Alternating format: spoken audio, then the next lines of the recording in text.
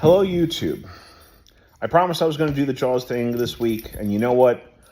I decided I'm going to deliver. If you hear noises in the background, it's my dog. He wants to play Fetch 2. Anyways, Jaws. Woo.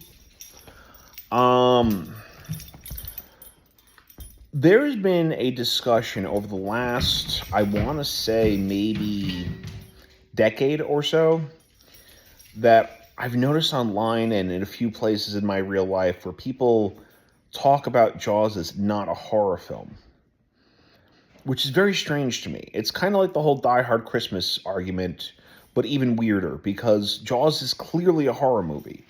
Because when that shark is coming up to, eat the woman alive, it's not like he's giving her hugs and kisses under the water. He's eating her alive. Each of the kills in Jaws, I mean, Kill Count's done a much better job than I can, but just going through it quickly, you have the opening scene where you're watching a woman be eaten alive, which is terrifying. Then you have the Kittner scene, which, again, that's not about Kittner dying. It's Spielberg once said it's really about Brody knowing there's something in the water and not doing anything about it, even though he really should have. Then you have the whole scene with Ben Gardner's boat, and that's terrifying. And, to the point where I think one of the things that I've realized in my, millionth watch a couple of years ago was that, the Hooper says there's no way that that's one shark. There must be a school of fish that are swimming under the boat. I think that's Jaws, and I call the shark Jaws. I don't know why I call the shark Jaws. I've always done it since I was a kid, and I know other people refer to the shark as Bruce, but for the remainder of this video, if I'm talking about Jaws as a person or as a creature, it's the character of Jaws. It's the shark. That's who I'm referring to. And then, of course, you have the fact that Jaws also takes out the guy in the boat. That's terrifying.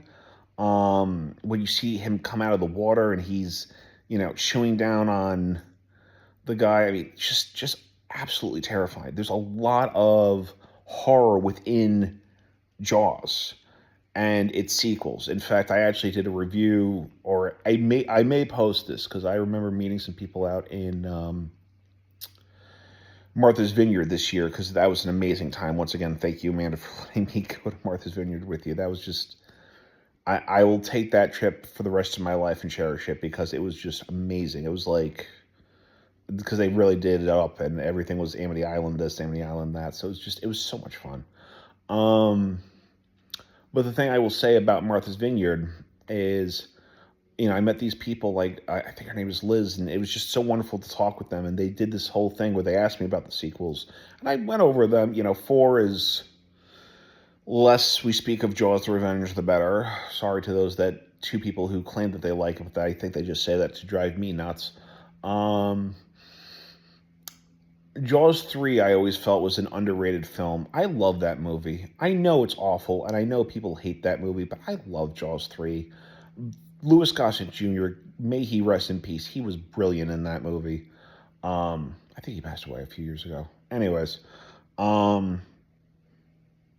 I love the fact that, Dennis Quaid is just brilliant in that movie.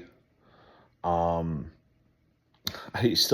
funny thing is I quote from Jaws 3 these days much more than Jaws 1 or 2, just because of that line of, you shall attend to your knitting and I shall attend to mine.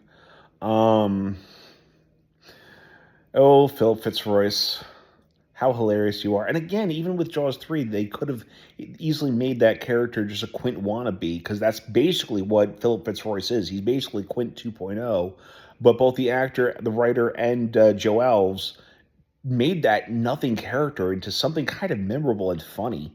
Far better than what a schlock movie would do with such a character.